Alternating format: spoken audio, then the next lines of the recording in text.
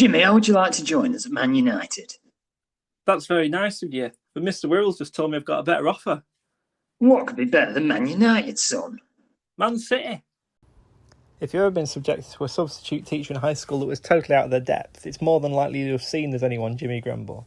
The film itself ties into our theme this week, which is Fictional Footballers, in tribute to Euro 2020, which starts later today. David, would you mind going through how the new format looks? Yeah, exciting times this season. So we are mixing it up. We played against each other last year, 2 teams of 5.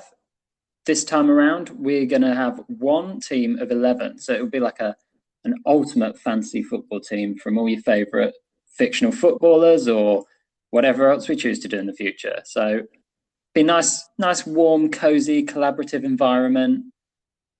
Yeah, people aren't coming on this for, to be intimidated and to feel like there's fighting going on. There isn't. And not only that, but I mean, from the feedback I've had, all positive, of course. We're the only podcast to never have anybody switch off at any point, which is ridiculous, really. But from that, one of the main points I did hear was that we seem to be too nice to each other, and we tend to, if anything, give each other points when we maybe shouldn't. So maybe it makes more sense for us to work together instead of go against each other. And like you say, we will either we both win every week or we both lose every week. It's like a glass half full, half empty sort of scenario, but that's up to us, isn't it? Yeah, in it together. There's enough conflict. Yeah. Let's just enjoy life. And isn't there enough hate in this world? Yeah, exactly. Well, should we get straight into it? Yeah. You know what? Why don't we go for manager? Manager's a good place to start. And actually, I thought I had my full team and a manager, and I thought that's brilliant. It turned out I actually have 10 players and 2 managers, so I don't have a full team to pick from my, just a list of any name I could think of that's relevant to the topic. But I do. But yeah, so I'd be interested to see who your manager is, though, because there's a good chance we probably have the same person. I'd be surprised if we don't. Mike Bassett? Yeah. Yeah. It has to be, doesn't it? And I did actually include Ted Lasso as well, for played by Jason Sudeikis from the show of the same name. But you've got to pick Mike Bassett, haven't you? Yeah. Should we just introduce assistants or something? Ted Lasso is a great shout. Yeah, it's a good shout. The second series coming as well. Not that we're not sponsoring, if only. But we can. But yeah, let's break the rules already. An easy assistant. Bassett Lasso as a management team. Yeah, we'll leave it at that. We won't have like under 21s. Yeah. Well, I don't know if you've got a good option. I haven't, but let's leave it open.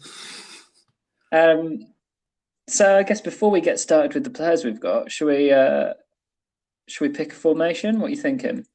Well, I mean, if we've both thought of Mike Bassett. I mean, you've got to go 4-4-2, haven't you? Of course, yeah. Yeah, 4-4-2. There's no way past that. So I think whether it works or not, and I expect it probably won't, because I think I've only got 1 defender. But based on that, well, it was mine's good then, I suppose. But based on that, we have to go 4-4-2 though, because that's what the manager would want. Where do you want to start then? Should we go up top? Yeah, let's go up top. Who have you got? I might go rogue early on. So obviously we like to sell this as being a podcast that's not just football, but it's mostly fantasy. Yeah. It's a ratio of 2 to 1 of 2. That's what the title indicates. It's 2 fantasy, 1 football. Exactly. You get more fantasy than you do football. So I think what I'm going to do is try and get like the football out the way first. Yeah. People can switch off now. This can be the bit where you're making a drink whilst listening, and then you can come back for more of the fantasy later. But I'm going for Madeira. Oh yeah, no, I know what you mean. He's a champ manager. I think 0102 champ manager legends. So champ manager for the uninitiated is a football simulation game. Madeira was a cheat player, so he's not a real person, but he was added by the. Yeah, so he counts. Yeah, exactly. Added by the developers as a cheap player, just to score like stacks of goals for your team every year if you knew about him, and he became a bit of a meme. Yeah. So I thought Madeira up top, banging in the goals. Yeah, definitely. I think as well. I mean, it's similar to Mike Bassett. It's a name that we're both definitely got written down. Maybe the first name we both got written down, but I think next to him, I'm not even sure which position he plays in the film, but I feel like we've got to have Santiago Munez from goal. Yeah, 100%. Because it's just goal's just a brilliant. It's one of those films that I don't know if the quality's good or bad. I really couldn't tell you, but it's just brilliant. Definitely bad, but like I don't know, it's like cult classic, isn't it? Yeah, and like there's only one Jimmy Grimble, Robert Carlyle's in there somewhere. God, he is as well, isn't he? Like, I can't even remember if he is in it, but I just feel like he has to be. It's one of those sorts of films. I'm sure he is. Or one of I think it's a similar role, isn't he? Like, oh yeah, actually, is he a scout in it? It's literally the same role. Yeah, is Jimmy Grimble and goal like in the same like cinematic universe? Oh my gosh! I hope so. I was actually I was kind of joking about the scout thing, but I think he actually, I think he actually is in it. Amazing. Probably Stephen Graham's in it, which is again not so obvious that Stephen Graham's in it. Wow. But yeah, but that's striker sorted. Yeah, Madeira and Santiago up top. Goals galore. Do you want to? Should we? Well, we've got to go to midfield next. Should we take a look at the midfield next? Yeah, definitely. Who have you got? I think there's some obvious ones that I've got, so maybe you'll be a bit different. Well, we've got, obviously it's kind of a 4 in midfield sort of setup with 2 wingers. So I think there's one I've got to kind of, get to straight away, which is our right winger. It's another kind of first name in the team sheet kind of thing. I've got Jesminda Bhamra from Bend It Like Beckham. Because it sounds like I'm being patronising, but she can bend it like Beckham. So, we can't have Beckham, but we can have her. And she, again, can bend it like Beckham. So that's the closest we're going to get to Beckham. So yeah, it's just an easy pick, isn't it? Yeah, definitely wide right as well. Yeah, exactly. Perfect formation for it. Just bending it like Beckham. Yeah, simple as that. I don't know if Keira Knightley's character is worth including. I can't really remember the film well enough. Again, it's kind of like a heartfelt British film, so Robert Carlyle's probably in there again somewhere. But yeah, the only reason I wouldn't include Keira Knightley's is because I don't think she does bend it like Beckham. I think I think it's just Jess that bends it like Beckham, and then we want the person who bends it most like Beckham. So. Yeah, if there was a competition, then she's the closest to it, so we've got to take her. And we don't like having. I don't think we like having loads of people from the same film or game or show in the same team, because we like to mix it up. So even better, we've got the best person to bend it like Beckham in our team. I like that. I wonder how many times we said bend it like Beckham. Enough to hopefully get like some kind. Well, we'll either get royalties for some reason, or we'll get fined heavily. But either way, you've got to make an impact, good or bad. Good news is bad news. All of that. So outside of bend it like Beckham, I can't stop. Other famous footballers. I reckon we might both have this guy.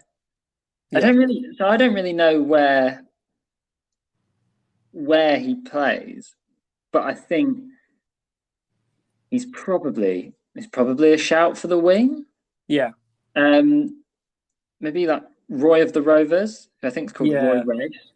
Yeah, I've got him, but I didn't. To be honest, I don't know much about it, but I just feel like you've got to have that. And also, but it was a close one between him and Alex Hunter from FIFA. Oh, nice. There's another guy in the because for people who don't know, a few years ago, FIFA sort of did their own kind of story mode where you could play as one guy and just do his whole career. But then you do one season and then it finishes, and you're like, oh, okay, well, that's not really, that's not what I expected. But yeah, so I was tempted to have Alex Hunter, but it's not really like a great pick. And he's not really an interesting player. It's kind of, there's not really a lot to him. So I think between the two, I'd rather have Roy the Rovers. Yeah. He lost a leg, didn't he? Does he? Yeah, I'm sure towards the end he loses a leg. Well, I only played like the first, I think I only played the first like time he was on FIFA. No, no. No, not Roy the Rovers, I'm sure loses a leg, not Alex. Oh right. I was going to say that's quite brutal for Imagine FIFA. how bleak that would be. But at the same time, I mean, I'm shocked Roy the Rovers loses a leg. That's quite. I thought it was quite light-hearted kind of Beano type stuff. I'm sure he does. I'm sure that's what forced him to retire. God, that seems like a bit much, doesn't it? I thought it was going to be like, something a bit light. I didn't know it was going to be. Oh, and now he can't play. Thanks, everyone. Do you know? Enjoy your Sunday. I might be wrong. I might be completely wrong. I just have a feeling. Oh, right. Feeling he loses a leg. Otherwise, someone does. Yeah.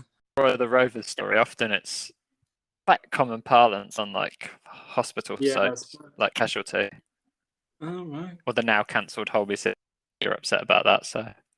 Oh, yeah. Well, the thing is, it's bittersweet because I used to like Holby City, but then, I mean, I'm stalwart Casualty fan. I absolutely love Casualty, and I watch it religiously. And I feel like the thing is, obviously, Casualty and Holby are linked, but I do kind of feel like, the better team won, and it's like, well, you were going to lose. You're always going to lose to Casualty. Sorry, but just how it goes. It's like the last World Cup final, France v Croatia, where it's like you knew what was going to happen. It was just a matter of time.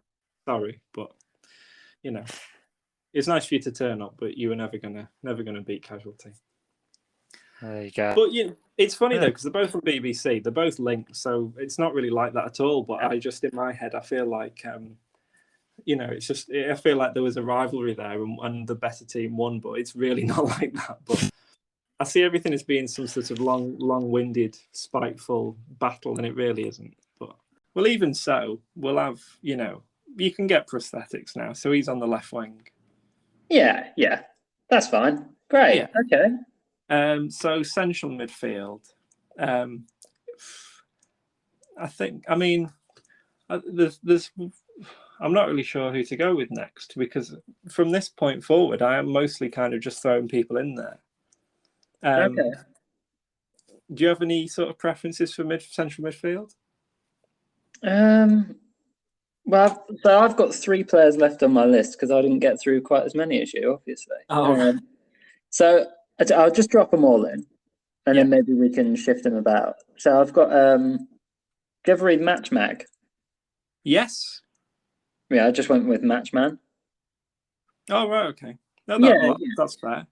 He used to do some like tricks and stuff, and it was basically it's like the Bible at primary school for football.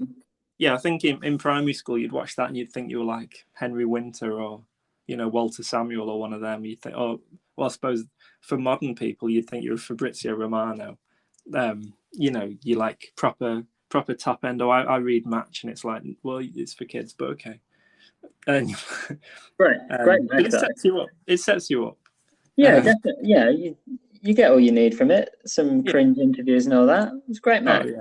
I used to get it pretty much all the time. Yeah, and it was better than Shoot. Oh yeah, it was. I remember looking down my nose at Shoot, which was a bit. I mean, it was a bit sort of arsey, really, but I think you thought you were cut above reading Match ahead of Shoot. You didn't want the Shoot annual for Christmas, did you? No. But you'd have the Match ones. If you got the Match annual, that'd go on the mantelpiece. Oh yeah, you could ignore your family for a good time just reading through that Match annual. Oh yeah, definitely. With like the really watered down, child friendly interviews of footballers. Yeah, pretty good stuff. So that was one of them. I've got Captain Tsubasa Uzora, who's there's a Japanese manga of the same name. Oh right. It's definitely a manga anyway. And You're he's always like, bringing outside shouts. yeah, well, I thought, diversifying stuff. So he's like, it's quite a big thing, but he's like a young Japanese midfielder who ends up like playing for Barcelona. I think that's where he's at. So yeah. No, well, definitely, we might as well have a more attacking player in midfield. yeah, I think it'd be quite cool. Could be one for the armband as well, being as he's known as captain. So, and then my last one, and then I could probably leave and you can finish the recording. Is Victoria Hastings from She's the Man. You know what? I think you think that was like an odd pick, but I actually have the same one. But I've written it as Sebastian because I've written it as the. It's almost like I don't want you to know that it's not a man, which is the point of the film. But I also have that. Okay, nice. Yeah, no, I know. I definitely have that. For anyone who hasn't seen She's the Man, it was Amanda Bynes in was it early 2000s, late 90s, who was very, very good at football. And obviously in America, that means that you have one football poster in your room because that's the only way of people knowing. And she pretends to be a man to play. And that's it, really. I don't really know anything else that happens, but that's all that mattered. Where would we play her? I can't remember what sort of position she played. I mean, I don't know if it mattered. I don't think it affected the story. I can't imagine they'd have put her at centre back though. No, maybe we should put her like an attack, like a sort of semi-attacking position, like right back. Yeah, we could go right back. Well, I know it's not attacking, but it's more attacking than centre back. Let's be honest. Yeah. So she goes out to right back. Yeah. Centre back, I actually have kind of a bit of a loophole pick, and I know it's almost tradition for us to have a loophole every week. But I had, obviously you remember the film Escape to Victory, and I nearly put Pele in as well because Pele's in it and plays a character called Luis Fernandez. But I thought we should at least put one player in, so I put Bobby Moore's character Terry Brady in. No. I don't even know if he has any lines in that. He just sort of stands there. But I feel like he did actually, he was like a main character in it. But that's a fair loophole because he can actually play, and that's like the standout actually quality player we've got. I'm more than happy to have him in there. There's loads of Ipswich players in that film as well. Oh, is there? Yeah, loads of them are just playing, and then there are Kevin Beattie is probably the greatest Ipswich player ever. He's Michael Caine's football stunt double. Oh right. It's pretty big stuff for an older Ipswich fan. It's kind of the claim to fame. Right. We should have put Michael Caine actually in there. Not the Escape to Victory character. Just put Michael Caine in there. Caine. Got it. I can get on board with that. Okay. Well, I'm not sure who else to have at centre back. My other picks that I had actually. Well, what before I say what, do you have any other picks, or is that all yours done? That's it. I mean, if we've got Tsubasa and Matchman in midfield, that is. Yeah. No, definitely. I'm out. Well, there's an episode of Father Ted I've spoken about before, and I remember we spoke about it in the last series for the sitcoms week. But there's an episode where I think it's called Escape from Victory, funnily enough. Right. But in it they have the sort of pensioner priests 5-a-side teams go against each other, and the standout player is like a 80-odd-year-old priest called Romeo Sensini, and he's like the proper ace, elderly football priest. So I was thinking of putting him in there, but we would have to put him in defence, which seems quite harsh. But I think maybe do a job at left back. Yeah, I can get on board with that. And my last pick really is kind of a little bit meta, and I know you love meta. Yeah. But it's what I was thinking of using. It was kind of like a trump card or well, more of a wild card really, but was just throwing Ali Deer in there. Oh, The guy who somehow fooled everyone at Southampton to thinking he was a real player, and he was George Weah's cousin, and he was just some guy, and he was terrible. Can you imagine Souness after that? That's the funniest thing, because Graham Souness is just known as like the most aggressive, like unpleasant former player and pundit, but obviously because he's so decorated and respected, he stays on the telly. But but just the fact that some guy just fooled him makes it even funnier and harder to believe. Oh my God, yeah, I'm up for that. So the thought of him at centre back is quite funny, because it's just balls flying into him, Bobby Moore having to save him every 10 minutes, and Ali Dia just can't even tie his shoelaces without falling over. Great, I'm more than up for that as a centre back pairing. That sounds ridiculous. Brilliant. Well, the last thing's actually a goalkeeper, and I did think of a good goalkeeper. Oh, great. Have you seen the film Mean Machine? No. Well, that's yet another. I mean, I suppose it shows how many like British football films there are after this episode. But in that, it's yet another very light-hearted British film where Robert Carlyle's somewhere. He's not in that, but I bet he is somehow. But yeah, it's like there's been so many iterations of The Longest Yard, and it's like the English version. And in this version, there's sort of, I think Danny Dyer's in it and Vinnie Jones is in it, and there's just like loads of people like that you'd expect. But the goalkeeper is played by Jason Statham, and his character's called Monk, and he's just completely mental, and he just flies around the place and punches people, and he's like a proper sweeper keeper because he just launches at people, but he's really good at the same time. So it's actually like weirdly not a bad pick. I'm going. I like the crazy keeper myth. Oh yeah, you need. Yeah, I'm fine. Great. Brilliant. Well, that's it. That's not a bad team considering. Do you know, it looks all right on paper. So, should we? Have you got a team name? This is always your forte.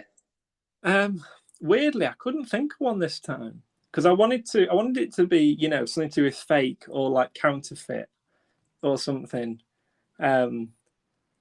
So I might have to leave it to you this time. I've got one. I just don't think it's very good. All right. It's kind of.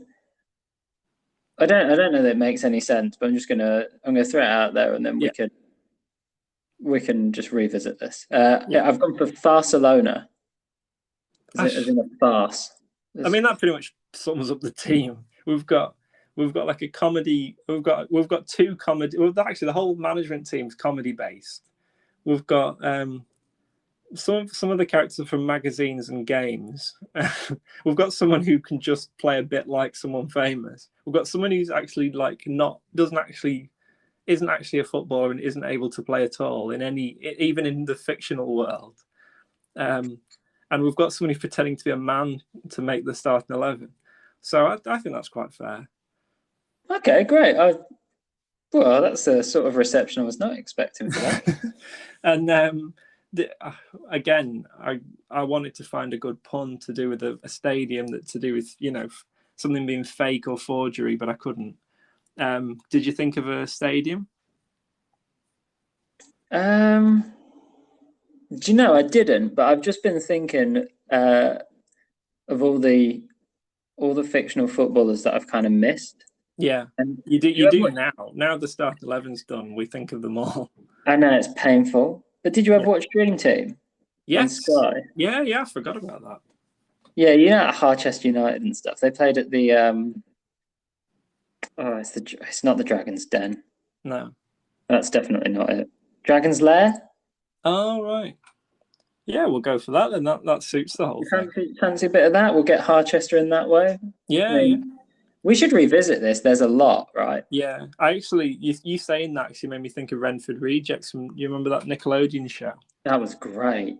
And I remember there used to be like a really definitely racist character in that. Because he was kind of, I don't even remember what his name was, but he was kind of like, oh, this is the Italian / Portuguese / Brazilian / and you're like, do you even know where he's from? He's the foreign character? Because he said he just spoke Italian / Portuguese the whole time, I think. Look, I can't find it. No, but I remember that and being like, I'm sure that's not right, but I'm 6, so I'll just go along with it, I suppose. And apparently, James Corden was in it. I didn't know that. What? Yeah, apparently he had a cameo. Oh. Which is very weird. Well, there you go. Renford Rejects would be great. I'd love to. Yeah. No. Well, we're gonna have to have a part 2 one day. And play the big derby match somehow. He was called Bruno de Grady. Oh, I do remember now. Yeah, Bruno. And it was kind of where's he from? You're like, I don't know. And it's oh, is he European or South American? And they're like, I don't. It doesn't matter. No one cares. It's just he's just not from England. You're like, okay, thank you. I mean, we've got the team all set. So that's pretty cool. But the one thing I remember from Renford Rejects, and it's stuck with me my whole time, is it might have been the last episode or something. Yeah. But there's a Scottish guy in it, and he supported QPR. And I just remember his song. He was walking somewhere playing his guitar, and he's just going "Oh, lifters and a Lafters Road," and it stuck with me my whole life. I can't hear Lafters Road without hearing him sing it. Yeah. He's on 2 Doors Down now or something, the BBC sitcom. Oh, right. But tidbits for you. Those things, some people go through real trauma when they're young and it stays with them forever, and then others just have stuff like that they just can't shift from their head. Song from Renford Rejects.